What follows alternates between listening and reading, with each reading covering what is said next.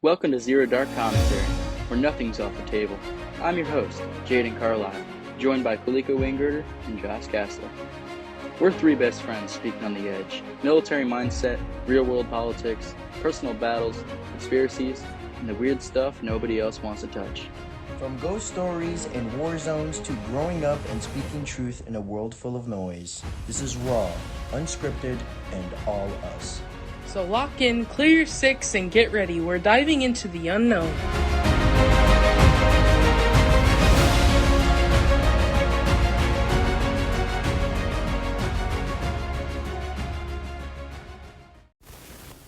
Welcome to today's episode on Zero Dark Commentary. So, Kalika, Josh, I've got a question for you. Alright. If Yes, war sir. broke out tomorrow, which one of us would actually make it through in a combat zone, and why?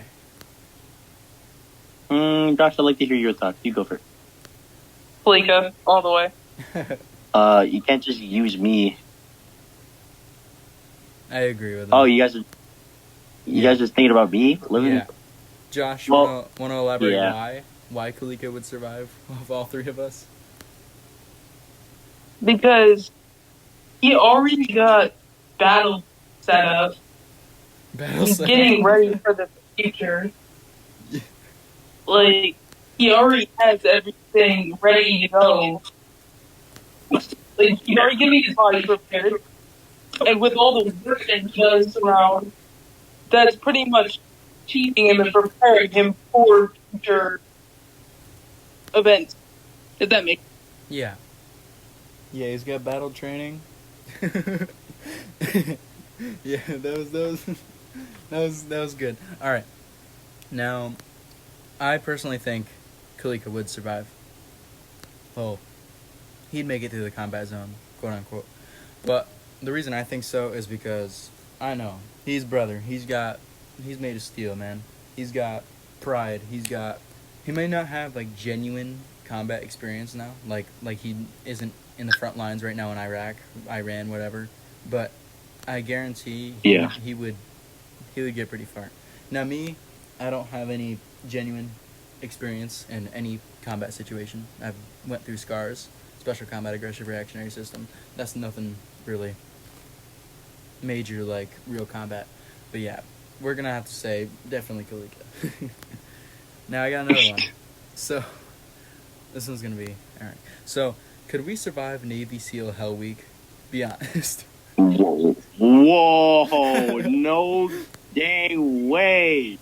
No way. Yo, Josh would look skin and bones at the end of that, dude. Like that.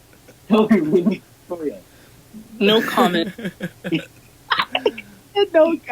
Wake up at 4 a.m., run 5 miles across Dude, the ocean. Jaden would look the same, like, twiggish. I cannot run that far. I can't really run that well. But, like, dude, like, once you, like, start lifting the log, it's probably gonna kill you. And I can't run at all. if you drop the log over your shoulder, they're gonna get mad at you. Alright, we're going to shift to the paranormal / conspiracy perspective. Do you guys actually believe in ghosts? Why or why not? Yes. Kalika, you go first. I want to hear your opinion. Alright. Well, yeah, I do believe ghosts, poltergeists, all that paranormal shit. It's pretty scary because it's a lack of understanding. It's like more of like a phenomena, strange. You don't really have much evidence to go off of. Usually you don't physically see it. It's either only on camera, or if you do see it in person, nobody believes you. Yeah. Like, take 29 Palms, for example. Like, there was, like, reports of, like, ghost soldiers walking around on base at night wearing, like, sateen Vietnam, like, style fatigues. It's kind of crazy, and they ask for water or something, and then when they, like, look away and they give them water, and they look back, they're gone. Yeah. Yeah, I did hear about that stuff. I also, with Vietnam and stuff, with the guard towers and everything, how you were telling me about how they see ghosts or whatever. You were telling me about that, and that was kind of creepy. Now, Josh, what about you? Yeah, I believe that. How come?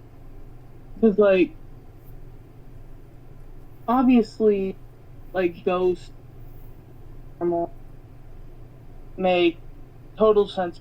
Real, like, send watch sense that you're not alone. It's like a natural sense.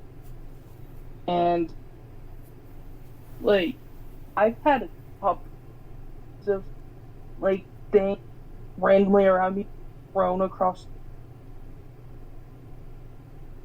reason. Sorry, you're cutting out really bad. Where'd he go? Josh, you there? What the hell?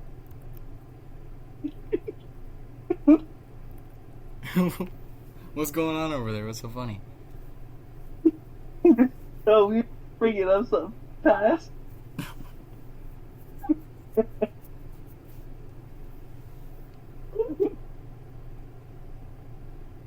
Yeah. I'm sorry.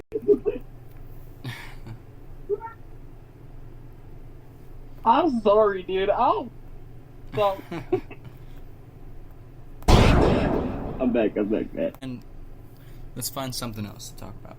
Alright, I got a good one, guys. So, what is one rule or law in society that you would change right now, and why?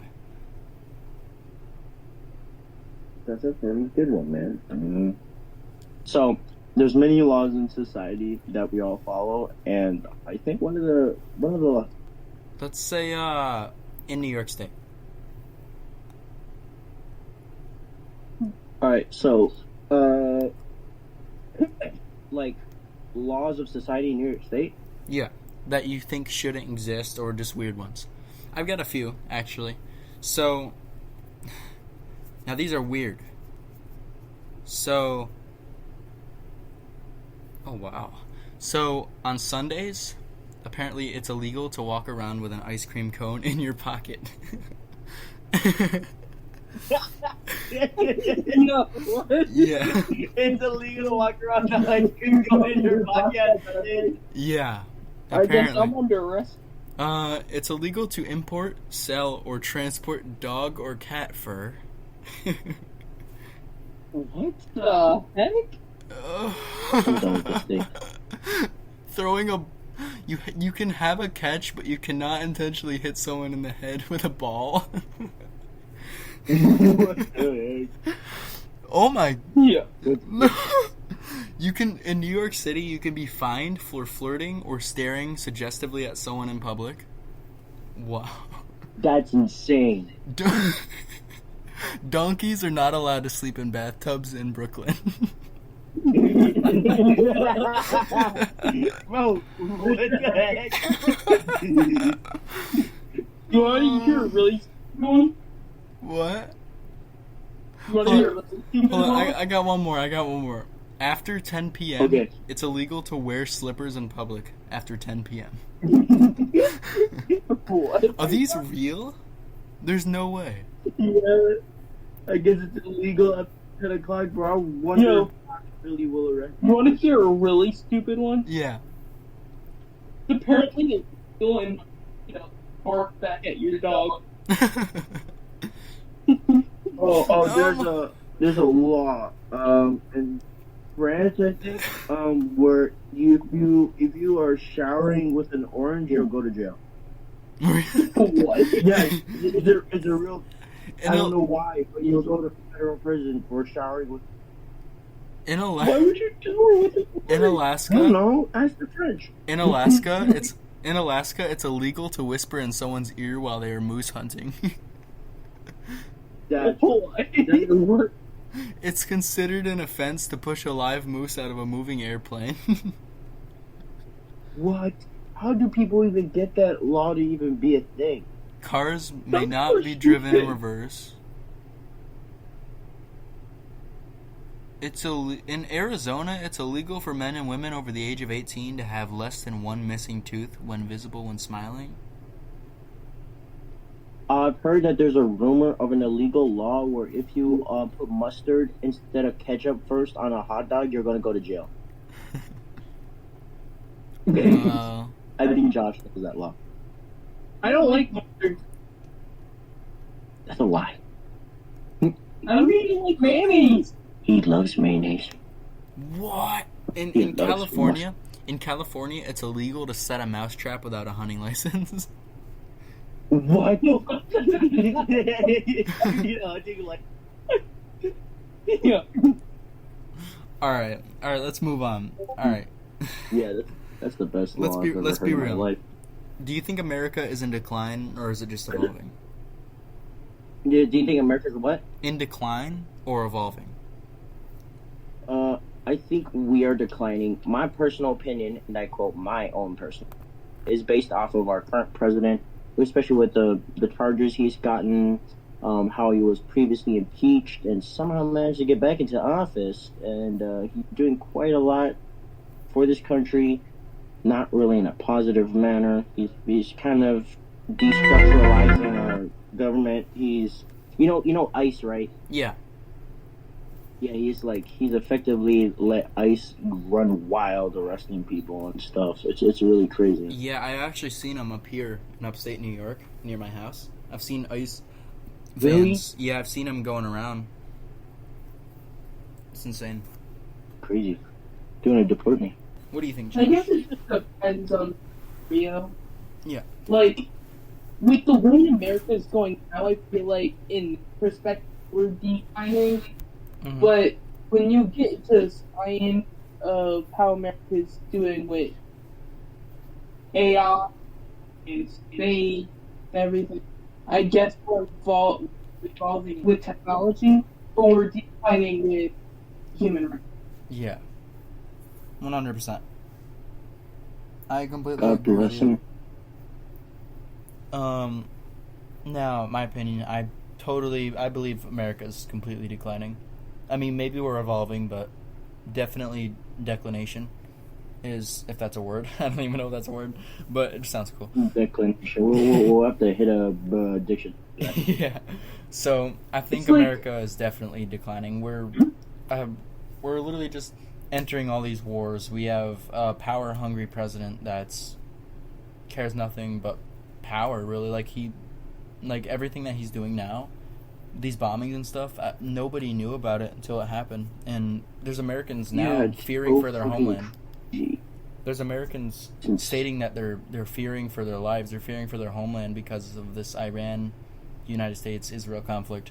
The fact that we just went over, not we, Trump, decided to just bomb 3 nuclear sites.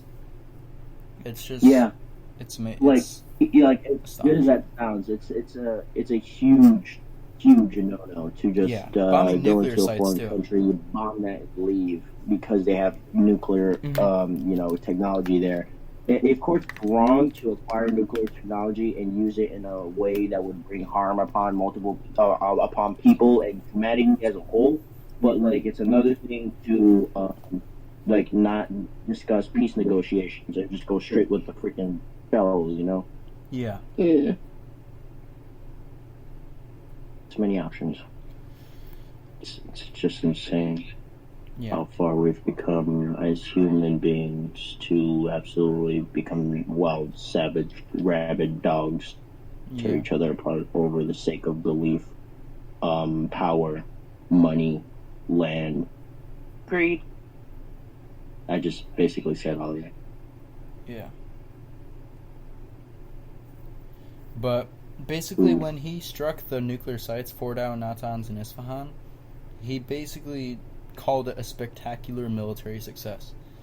And I know this operation was called Operation Midnight Hammer, but the fact that he unleashed over 125 aircraft, 75 precision munitions, including bunker buster bombs, which are the ones that go in the ground and explode.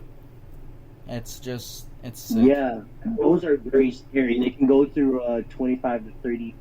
No, they can go through 30 to 45 foot thick concrete. Yeah, they're bunker busters. This is meant to go in bunkers and just explode them from the inside. But I also heard... heard... and the thing is, they don't even detonate from the impact from the ground. Yeah. They just go straight through it and they explode. Yeah. I also heard about... I'm not sure how true this is, but I heard about a device that they're like big spears that come out of the sky, I guess, and they're like just huge metal spears, I'm not 100% sure, but yeah, that's what I heard. Huh. Yeah, I Yeah. might have to look into it a little bit, but that's something I heard about. I have a topic to touch on, Yeah. if you don't mind. Huh? I have a topic I wanted to touch on. All right, like you were saying, you had another topic to shift to, Josh. What was that? Yes. And I feel like it's a big problem. I wanted to get your guys' thoughts on it. Yep. I'm listening. Okay.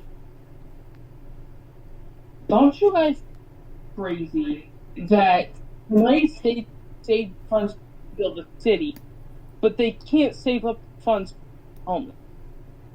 I'm sorry, you're cutting out really bad. Can you repeat that? The last part?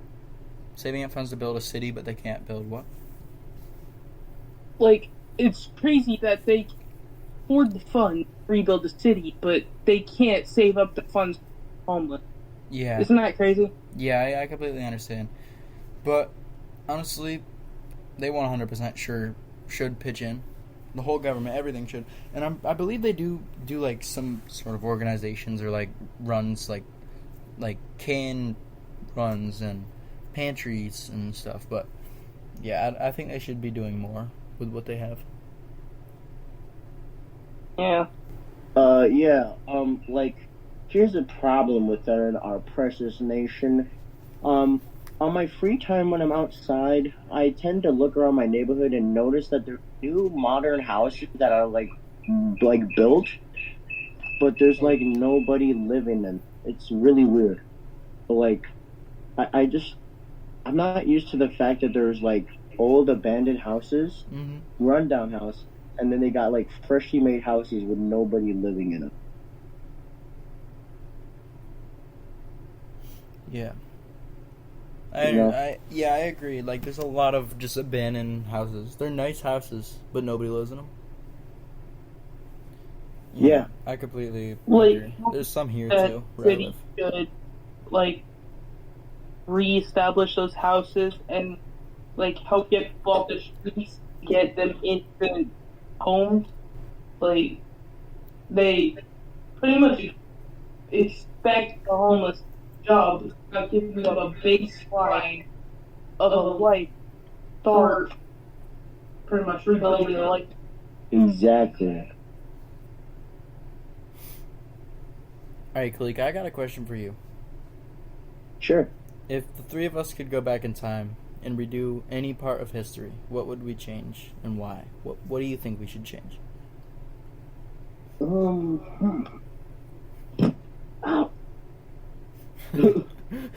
Let's see here.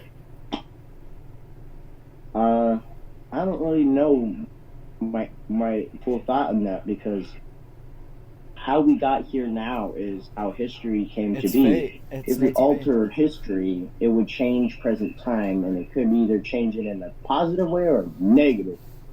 Yeah, it could change everything. But let's see. I wonder how effective would we be if we never had Operation Enduring Freedom like that. Yeah, I'm gonna the war. say go back and try to kill Osama as fast as possible. I mean, like, say we have the knowledge of where he is. Can I just see something? Yeah. Don't you think that if stopped the events of 11 that would affect us ever being born? What? Maybe. I don't think so. We were kids at our parents were kids at the time that happened. Yeah. Yeah. That brought a lot of people together too. Yeah, well, I almost thought you was gonna say something like, if we never had 9/11, would that prevent a whole war? Would have turned out to look for a man that was presumably behind the 9/11 attack? But, like, Yes. what I'm getting at is, when that present time and affecting, like, what I'm saying, don't you think we would have, like, either been erased or had different in present day? No. Because our families weren't as affected and culturally diverse. during 9/11. Or like family relationships present there? No, only the people that were like affected, presumably by like Ground Zero and like the people that worked at the building, but like not really like people like us. Like our families don't really have any ties or connections with the 9/11. They just are work. I mean, New York City would be not as bad. World Trade Center would be there. True. I mean, we'd still have like cultural diversity, but like it would be as bad. It will probably be the same. You know, it won't change. Because like people would be mourning the lost people at the place of where the train stood. Yeah, and I guess the World Trade Centers that would be there would like have an effect on the stock market, if I'm correct. And then I think the Pentagon. Yeah. That's correct.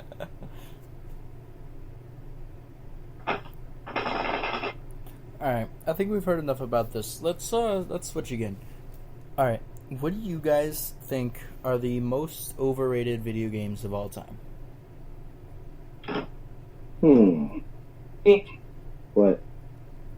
Rainbow Six. Nah, Siege. Fortnite. Yeah, I was gonna say Fortnite. Fortnite, Yeah, get the 100%. And honestly, maybe Roblox. Maybe Roblox? Yeah. Yeah, I can get that. Like, Roblox is great and all, but it's so... I don't know. I have mixed feelings about Roblox.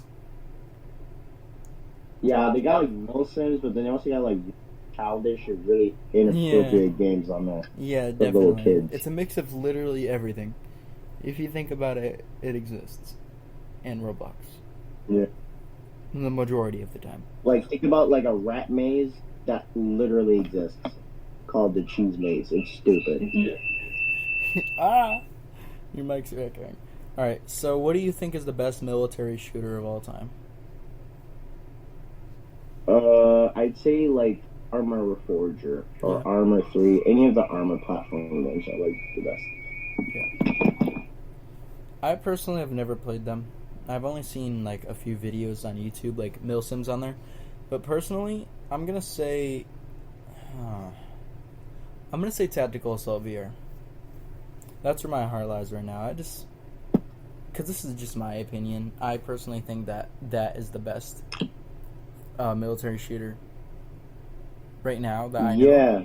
It's awesome, man. The replayability isn't perfect. Like, I wish there was more stuff to the game. But, you know, you can make so much out of it. You know? Yeah, you know, it's just I think Armor Forger and like Arma 3 are like really good like war games and Milsims and gun games because of the fact like they got MOSs, which is like military occupational like specialties. Yep. Basically, what that means in civilian terms is that you get like a special like your special like class in the military, like where job. you're either blowing stuff up, you're either like you're coordinating something, like you know you're transporting messages. Yeah, and I also heard that it has a big modding platform as well. A what? A modding platform? I know it has a really good modding platform as well. Yeah, like what really made me shocked is the artillery pieces. Like operating mortars and artillery, you have to actually do it by hand. You have to program the system. You have to coordinate using the map. You have to use rulers and stuff to get the distance, the radius too, as well as the longitude and latitude. You have to like get the freaking coordinates. It's insane. Yeah. Now, personally, what would make games more replayable and enjoyable for you? Like, where you can play it over and over and over again, never stop. Like, what do you think would make it, like, good enough to do that? Like, replayable? I think, like, more, like better ranking is for them fast-paced competitive games. Like, they should really have it to where, like, you are able to choose what levels you'd be fighting against, so you're equally matched. Yeah. You know, it's not unfair. As well as that's all I got on my mind for now. Yeah. So that echo was bad. So personally, I'm gonna say I like the way that. Have you ever heard of the Dark Pictures anthology? Like the Quarry, or not the Quarry, but what games? Okay, so Man of Medan, House of Ashes, Little Hope, and Devil in Me. Have you ever heard of them? Like, have you ever heard of the Quarry or Until Dawn? Yeah. Yeah, those are the games I've really been playing a lot recently. I didn't play them in order, but I just finished the Quarry, then I did House of Ashes, and I just finished Little Hope. Now I'm actually replaying House of Ashes again to get the game 100%. It's gonna take a long time. But next is The Devil in Me, which is about H.H. Holmes in the World's Fair Hotel, like back in the day when he used to murder in his hotel or whatnot. They actually think that he's Jack the Ripper, but I digress. So, what makes games replayable and just endless to me is the approach that Dark Pictures Anthology does. Like the choices, how you can have so many different choices. Like one choice can add up to two more choices. One of those two choices can make two more, or you can miss something and that can end up to the character's death. And then for the rest of the game, you play without that character, and then you have to go back and try again to keep that character alive. Like, you know what I'm saying? Like that, like, it's endless. It's not endless, but there's so many different outcomes, like 300 plus different outcomes that come from each playthrough that you can get. Yeah. Yeah. And that's my opinion, what I think would make the gaming industry, games way better and more replayable. Oh, true, man. So true. Yeah. Now, remember back those days when we played Lethal Company?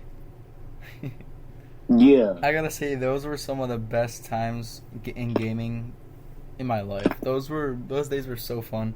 The screaming, when my stepmom would scream at me for yelling, that was so fun, man.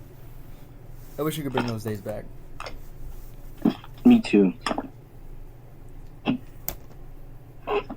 When we'd sit in our chairs in our room in the dark, and we'd be chilling, we'd be joking and laughing, and then all of a sudden we'd just be screaming at the top of our lungs.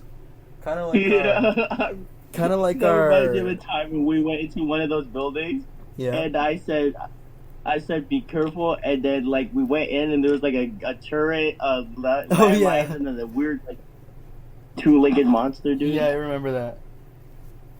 It, like, jumped off the second floor and, like, chased after you.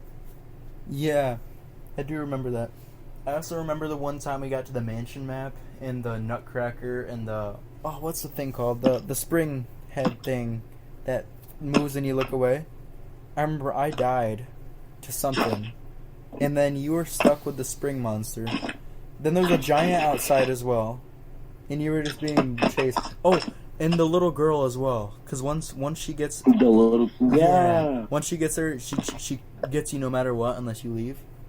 That was scary. I remember I was spectating you and that happened. You were freaking out, but you did make it, which is good. Now, but yeah, those Lethal Company days, man, those were good. Definitely something I'll cherish for a long time. Now, those times were cool. Yeah, definitely, 100%. Now, have you played any games that have completely changed your point of view on life? You said what? Have any of you ever played any video game, like I'm sure you have, that completely changed your point of view on life, like your whole moral decision and like how you see life, whether it's family or psychologically or just anything in general that changed your whole point of view on what you are, what you see? I mean, for me, a game that changed my point of view, Let me think. Because there's so many games I played. Yeah. I'd say like maybe the Metro, the Metro franchise. Yeah. Yeah, Metro Last Light, Metro 2033, Metro Exodus. That opened my eyes to how real the world can be in the art of nuclear warfare. Yeah.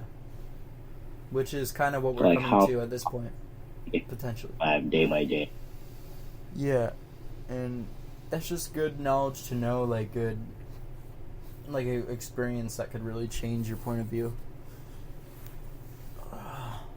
Plus the fact that we might possibly be coming to a nuclear war soon, Yeah, which is not something I'm looking forward to.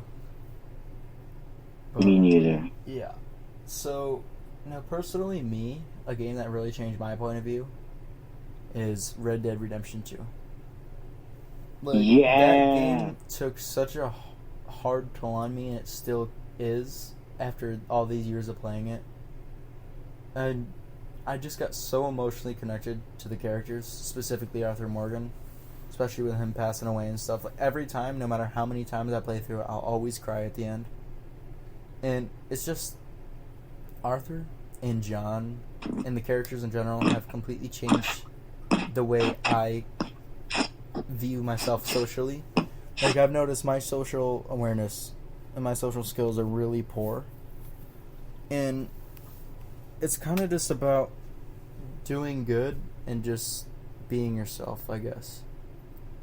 And that's something, for so long I've been trying to be someone who I'm not and act how I'm not. But really playing that game just taught me how to just be myself, be respectful, be good to others, and just be a better person. Exactly. The life skills that I picked up from the video game is pretty impressive too. Yeah. And I'm writing this book currently. It's called Rider on the Wind. And it's about this man. His name's Red. He's in the last stages of his life because he's dying of, I think it's called cirrhosis. I forgot the name of it. A liver disease from drinking.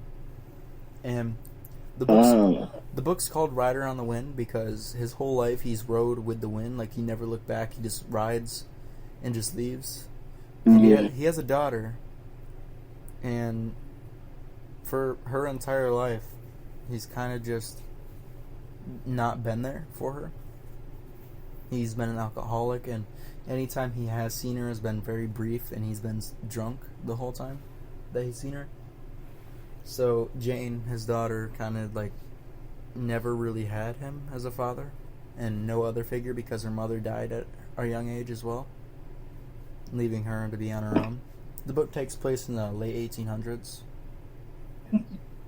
And basically he comes back to the house that he built, to the fence that he built, to the land that he lived off of, basically his whole life. And he starts to take it all in. And eventually he comes to it and he tells his daughter that he's dying and he has 1 week or 2 weeks left to live. And he just wants to spend as much time as he can with his daughter before he passes away. And it's just basically about family, staying close to your family, not being selfish, not falling to addiction. Yeah. Which unfortunately Red did fall to addiction, and he's dying, and he's spending the rest of his life with his daughter that he never had, but he also had at the same time. But this book has, the amount of times I reread it to revise it, it makes me cry every time. Yeah, I don't blame you. Yeah. I feel like once I turn 18, I'm going to publish this through a good publisher instead of Lulu, because Lulu's a good publishing company, but it's not as good as I hope for. I mean, the printing cost is super high, so I'm thinking about going through Amazon KDP to get it published once I'm 18 and see where my writing career takes off from there. Yeah. But yeah, is there anything else you guys want to talk about before we wrap this up? I gotta talk. Alright, what is it? If we ever wanted to find theoretically a zombie, how do you think it would start? A zombie apocalypse, how would it start? I'm gonna say an influenza. Yeah, definitely some sort of like influenza, kind of like how the wildfire disease in The Walking Dead, and then there's the Resident Evil T virus or whatever, like a man-made, like maybe weapon that they want to use that backfires. Kind of how my other book, The Reckoning, Patient Zero, it's the third book in my Reckoning series installment. It's basically a weapon that they created to attack the enemy with. And when they had it in the laboratory, the containment was breached, and it kind of just got out, and it spread rapidly.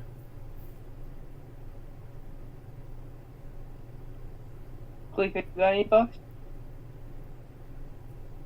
Yeah. Well, I mean, let's see. Anyways. There's like lots of things that are there to discuss, but there's just so much we could only discuss in so little time. Yeah. My mind's kind of empty at this moment, but I'm sure next episode, guys, on our podcast, I will be fresh with new things to say. Yeah, 100%. It's getting late. It's 2:22 a.m. And it's been a rough night. Cooked. Yeah. Anyways, everyone, that's it for this episode of Zero Dark Commentary. If you made it this far, respect. We're just three friends figuring out like anyone else. No experts, just real talk. If something here hit you, let us know. If it didn't, cool. Next one might. New episodes every week, every month, however we decide to do this. Different topics, same energy. Thanks for kicking it with us. Till next time. Stay sharp and stay curious.